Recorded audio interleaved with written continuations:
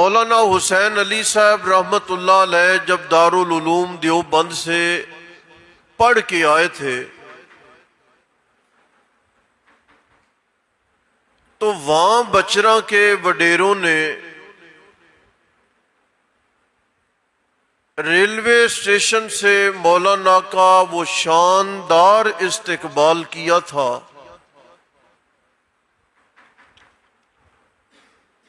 جس کی اس زمانے میں مثال نہیں ملتی تھی،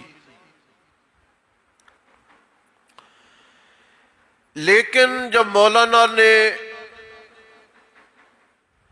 کھلے عام مسئلہ توحید کو بیان کیا تو وہاں بچرا کے کنووں سے حضرت کو پانی لینے تک کی اجازت نہ رہی۔ چند میل دور اپنی زمینوں پر آپ نے ڈیرا ڈالا۔ اب بھی وہاں تالاب موجود ہے، بارش کا پانی اکٹھا ہوتا تو اس تالاب کا پانی آپ اور پڑھنے والے استعمال کیا کرتے تھے۔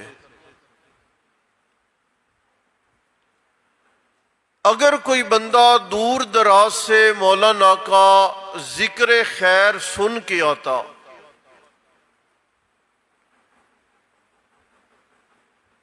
تو ریلوے اسٹیشن پہ آ کے سوال کرتا کہ رئیس المفسرین مولانا حسین علی صاحب رحمۃ اللہ علیہ کا ڈیرا کدھر ہے؟ ہمارے اساتذہ بتایا کرتے تھے کہ لوگ اس مسافر کو مخالف سمت پہ ڈال دیا کرتے تھے۔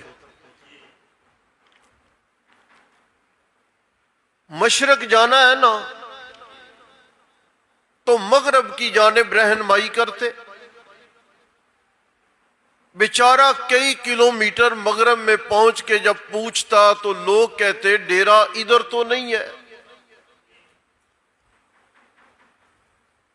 مسافر بیچارہ بڑی دقتوں کے بعد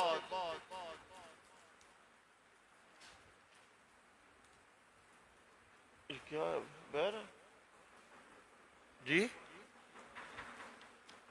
دیکھیں بڑی دقتوں کے بعد